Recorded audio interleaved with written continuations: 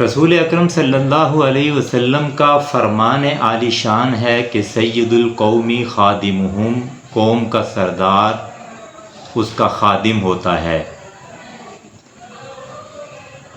ہم دیکھیں تو حضرت عمر فاروق رضی اللہ تعالیٰ عنہ کی شخصیت ہمیں اس ارشاد کا 100% نمونہ اور شاہکار نظر آتی ہے۔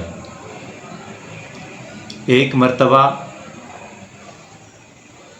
بیت المال کا اونٹ گم ہو گیا تو حضرت عمر رضی اللہ تعالیٰ عنہ اونٹ کو تلاش کرنے کے لیے کبھی ادھر دوڑے جا رہے ہیں، کبھی ادھر بھاگے جا رہے ہیں۔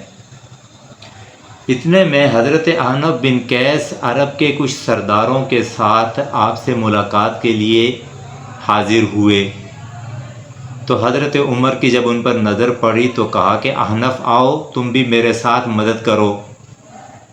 تو حضرت احنف بن قیس نے پوچھا امیر المومنین خیریت تو ہے، کیا حادثہ پیش آ گیا؟ فرمایا کہ بیت المال کا ایک اونٹ گم ہو گیا ہے، اسے تلاش کر رہا ہوں، تم بھی میرا ہاتھ بٹاؤ۔ تو انہوں نے کہا کہ امیر المومنین ایک اونٹ ہی تو ہے، کیا فرق پڑتا ہے؟ تو آپ نے احنف بن قیس کی طرف حیرت سے دیکھا اور کہا تمہیں پتہ نہیں کہ ایک اونٹ میں کتنے غریب مسلمانوں کا حق ہوتا ہے، کیونکہ یہ بیت المال کا اونٹ ہے۔ اتنے میں کسی نے کہا کہ امیر المومنین آپ خود کیوں تکلیف کرتے ہیں، یہ کام کسی غلام کے ذمے لگا دیا ہوتا۔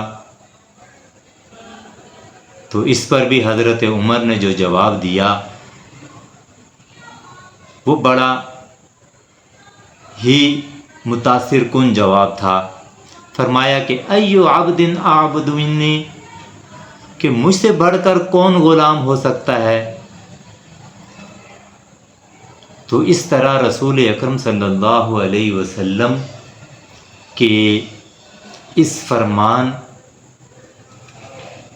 کا 100% مصداق اور اس کی عملی تصویر ہمیں حضرت عمر فاروق رضی اللہ تعالیٰ عنہ کی شخصیت میں نظر آتی ہے۔